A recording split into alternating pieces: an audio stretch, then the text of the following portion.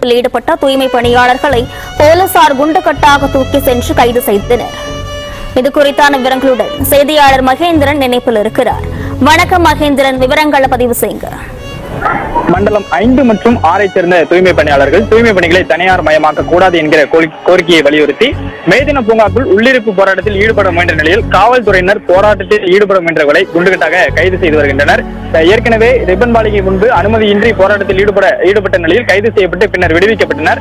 அனுமதிக்கப்பட்ட இடத்தில் மட்டுமே போராட்டம் நடத்த வேண்டும் என்று ஏற்கனவே உயர்நீதிமன்றம் அறிவுறுத்தியிருந்த நிலையில் திடீரென்று சிந்தாதிரிப்பேட்டையில் உள்ள மேதின பூங்காவில் 500க்கும் மேற்பட்டோர் கூடி உள்ளிருப்பு போராட்டத்தில் ஈடுபட முயன்றனர்.